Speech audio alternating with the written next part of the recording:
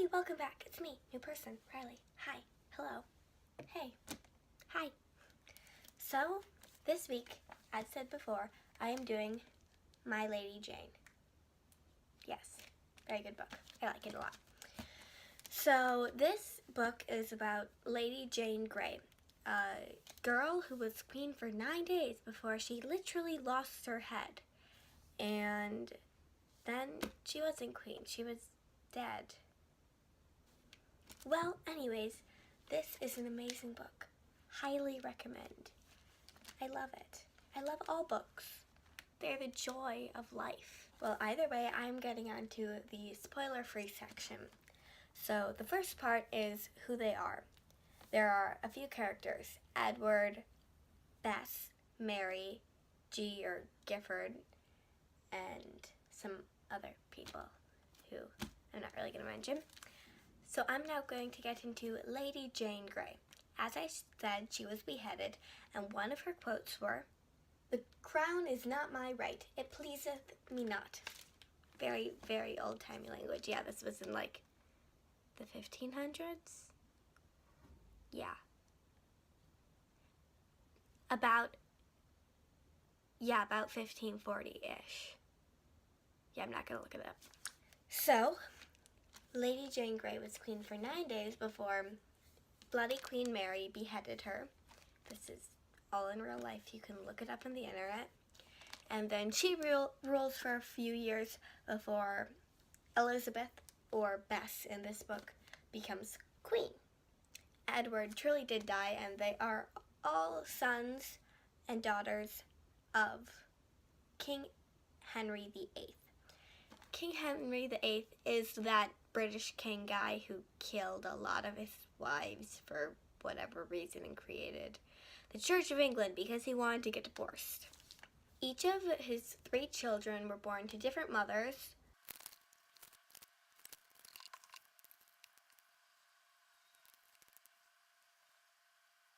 Alright, after brief research, I found out that Mary was the daughter of his first wife, Catherine of Aragon. Elizabeth was a daughter of his second wife, Anne Boleyn. And King Edward VI was son of Jane Seymour. That took me about 4 or 5 minutes to figure out because the internet doesn't always really work. In this book, as a review once said, it tips its hat to history and then completely throws it out the window, which is totally true. And there is magic in it. And so the sort of magic is Ethians and Verities. Ethians are humans who can turn into different animals, but each person only can turn in one. If you've ever read Harry Potter, it's kind of like an animagus. And Verities are people who hate Ethians, and then there are the people that just kind of fall in the middle, who don't hate Ethians but aren't them either. So in the beginning of this book, it does quite follow history. So Lady Jane Grey is married to Gifford, and they get married. Jane becomes queen. Then Mary decides, hey, I'm supposed to be queen. I'm the eldest daughter of King Henry VIII. It is my turn. You all can leave.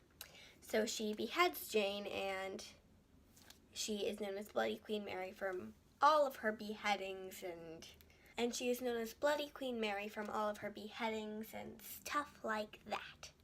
Alright, now I'm getting into the spoiler-heavy version because you can't really have a book talk that's completely spoiler-free. So, if you have not read this book, please go read the book and then come back. It is an amazing book and I don't want to spoil it for you. Alright, into the spoilers. So now I'm talking about, like, Ferret Jane. Ferret Jane. As you all probably know because you've read the book. Right. And Ferret Jane.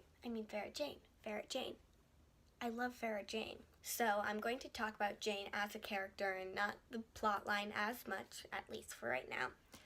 So I love Jane as a character, and I'm quite the bookworm. I mean, I'm doing a booktube channel. Why would I be doing this if I wasn't a book nerd?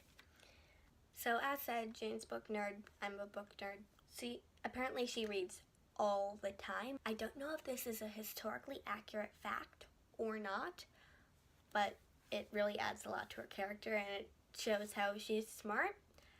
So I love how she's read, like, The History of Beats, Volume 3. Why are there 3 volumes of a history on beats? I mean, these are beats. These are not like the English family ancestry. That is confusing. It takes forever to figure out where they are and who everyone is, and it is so confusing. One of the other things I like about Jane's character is how she is not outspoken, yet she kind of is. She always speaks up and always speaks her mind, but at the same time, she's kind of being drowned out, which shows her frustration at a bunch of different characters. Jane has amazing character development throughout the book, and being the main character, I hoped she would. And one other thing, I'm very excited. There's a sequel, not about Lady Jane Grey, but it is about another Jane throughout history, and apparently there's ghosts in it. I don't know. I heard from Mila and the next person, Ava, my twin sister. Yes, we look very much alike. You may not be able to tell us apart. Alright, and now getting into Jane's love life with G. Personally, I kind of ship her with Harry Potter, but I can do a whole nother video on that. I have so many reasons. It is adorable. Despite what I just said, I love her relationship with G, and they're kind of really cute. They are really cute. How could I not think they're cute? Either way, horse G, Gifford. I'm not saying Gifford anymore. I just said, shoot. G is a great character, and I like how he's not just Jane's love interest, and also just is actually his own character who just happens to be Jane's love interest. If you don't get what I'm getting at, what I'm saying is he is not Jane's love interest and a bunch of stuff. He is a bunch of stuff and Jane's love interest. Order matters, people. It does. All in all, Gifford is an amazing person. I love how he cares for Jane, and I love how the whole horse thing works. I know it seems like just a struggle, but it's actually a major plot point, and it actually really works. It shows how he never really gets to meet people and makes him who he is. I very much believe in your actions make who you are and not weird chance or whatever.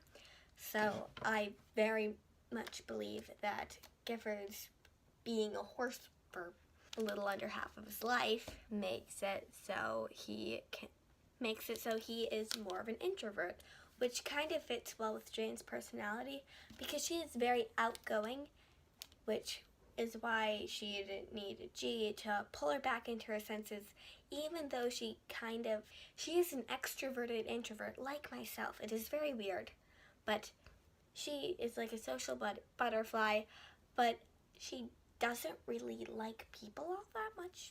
Same with me. I like a few people, but that's like 3 or 4. Now getting into one of my favorite characters in the book, Edward.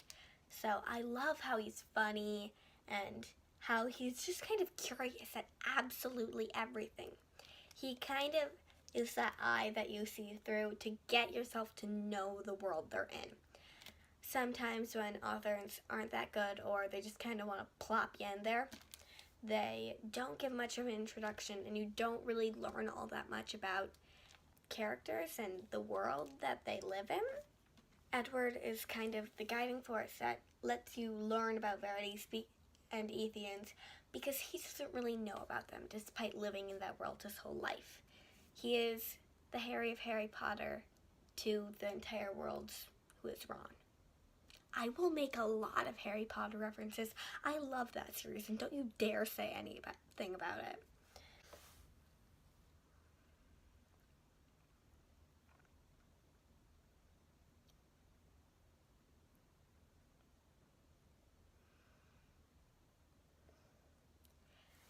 As I get into more rambling, I'm going to move on a bit and just talk about the general plot point.